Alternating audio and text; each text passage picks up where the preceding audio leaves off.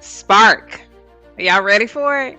Are y'all ready for it? It's your girl Olivia Odaleke, and it's going down this Wednesday. Another opportunity for us to kind of reflect and become stronger instructional leaders. So, without further ado, let's just jump right into it because we only got a few minutes. So, when leaders miss, the question is I've been thinking about what do we miss when we rush through classroom observations? A lot of times we are, we have our checklist, we have certain things we're trying to just make sure people are compliant. But what happens with compliancy? Remember, we talked a couple weeks ago about our inputs creating our outputs. Like, what conditions are we creating? So, I want you to think about this. Most leaders that I know visit more classrooms than ever before, but they still feel that they're not seeing what matters. So, we got the speed, but we don't have the depth. We treat classroom visits like items to check off rather than opportunities to understand, to see patterns. And when we rush, we see performance, not practice. I want you to marinate on that. We see performance, not practice. And we have a lot of teachers performing for us when we come in these classrooms. So I want us to make us a shift from coverage to recognizing patterns, patterns of practice. So rushing, what it does, it creates a checklist mindset where students are engaged. Was the objective posted? Did I see rigor? But instruction doesn't live in those surface markers. What we miss when we rush, let me ask you the questions we ask, or what the teacher asked or didn't ask, how students respond when they're confused. I think this is like one of the most critical things we need to observe. What patterns are we seeing in our classrooms when students are confused and they don't understand? How are our teachers responding? What strategies are they using? Because this is the biggest thing that's causing these gaps. Kids are confused. Teacher says, I'll get you in a little small group later, or they explain it another way, and then let's keep moving. And so now, as a teacher, I have going, as a student, I've just tuned out. I'm no longer available. I'm in my own little world doing my own little thing. So the transitions between activities, that's something else where learning often breaks down because the transitions and the small moves teachers make that either open or close thinking. This is the biggest thing I see about closing thinking is a teacher will immediately respond with that's the wrong answer because they're looking for the right answer. So now you just close that child's mind without you even knowing versus asking more questions. Hey, how did you come up with that answer? Does anyone else agree or disagree with Lynn's response or her response? Like, put it back on the kids. Get the kids talking about what's going on. So all this comes down to what are the leadership implications for this? So you can visit 10 classrooms and see nothing, or you can visit three and notice everything. Y'all like that, don't you? You can visit 10 and see nothing, but you can visit three and notice everything. And that's what we want to do in this spark. We want to think about it's about quantity, it's about the quality, not the quantity.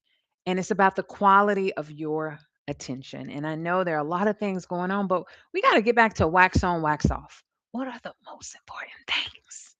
What are the most important things? And whatever we set our mind on, that's what we're going to accomplish. Whatever we imagine in our brains, we're going to get it done because God has given us some very superpowers. Our mindset is a superpower. I think that's my best power is my mindset because it will get me to do things that other people will never do because I have the mindset to do it. So what is your mindset on? Okay? What is your mindset on?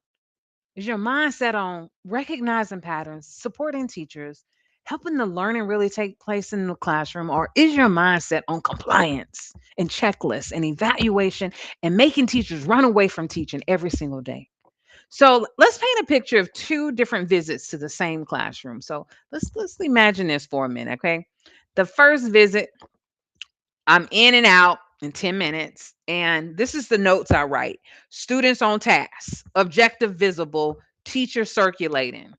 I leave feeling very productive, but unclear as to what to coach that teacher in. Okay. So that's the first class. The second visit, I stay for a full activity cycle. Maybe I'm in there for at least 15 minutes. This is what I write down as my notice. Teachers ask great questions, but move on before students can fully process. Sees the pattern. Pacing is overriding depth. Now has something real to explore with the teacher. So the question that arises, this is a question again, you're talking to the question driven administrator over here. What are you optimizing for? Being in the classroom or understanding what's happening in them? So, what are you optimizing? Being in the classroom or understanding what is actually happening in this learning space? Because it takes a lot of noticing and questions to really become curious and see the patterns that you can help coach teams of teachers to greater success. So I want you to reflect on one grounding question. What's one thing I want to understand, not evaluate during this visit? When I go into this classroom, what is one thing I really, really want to understand during this visit? Then that visit is going to be a totally different visit because you just put a totally different perspective and question in your mind.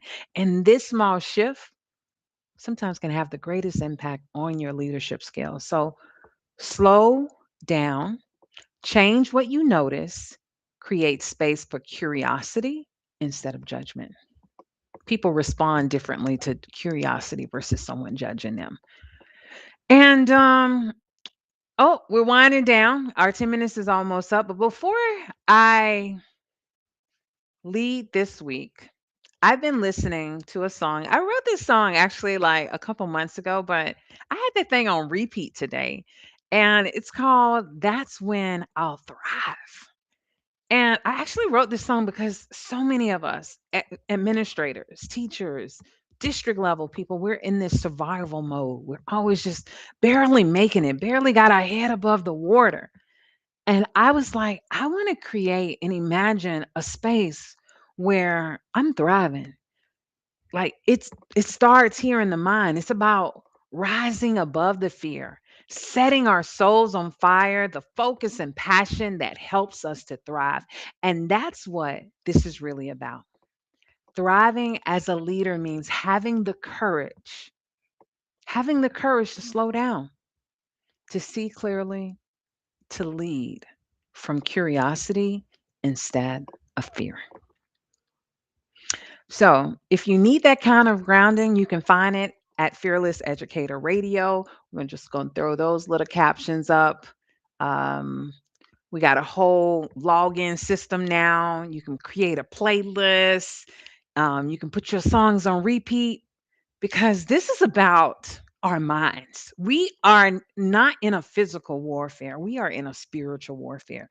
And the more you equip your mind to be grounded in understanding, seeking first to understand, then to be understood, grounding yourself in curiosity, grounding yourself in patterns. You're going to thrive. So again, if you need that kind of grounding, please go to fearlesseducator.com, sign up for your free account, and let's get this thing started. So this week I'm not trying to see more classrooms. I'm trying to see more clearly in the ones I visit.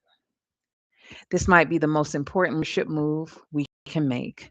So more reflections on this in this week's Lead Spark Journal. You can I write an article in more depth about, rushing.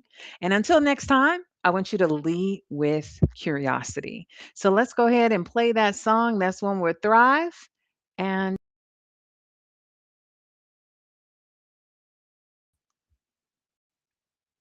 oh, something just happened to my connection. Looks like I'm getting reconnected. That's what life is like. Sometimes we got to get reconnected. Okay, there we go. Turn my mic off 'cause I feel It's not the world outside, it's the mind inside. Lucky, and that's when we thrive. It's not the world outside, it's the thoughts that we keep. Some build you to rise, some put your soul to sleep. choose to climb. Beauty in the grind. Blessings start to bloom when you free your mind. Vision in my heart, fire in my eyes. Dreams I paint today, that's my canvas, that's my life. That's when we'll thrive, yeah. When we rise above the fear, hate the life we want, and it all becomes so clear. The places we will go, the people we inspire, heartbeat in the drums, set our spirits on fire.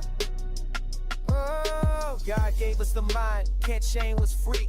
No bars, no walls can contain this energy. Mystery unlocked, yeah, I'm holding the key. Centuries of power, now it's living in me. To all my people, hear me when I say the secret ain't tomorrow, the secret is today. Lift your eyes, believe it, let your dreams erupt. The power's in your mind, that's how that's when we'll thrive. Rise above the fear. Passions come alive. Heartbeat in the drums, set our souls on fire.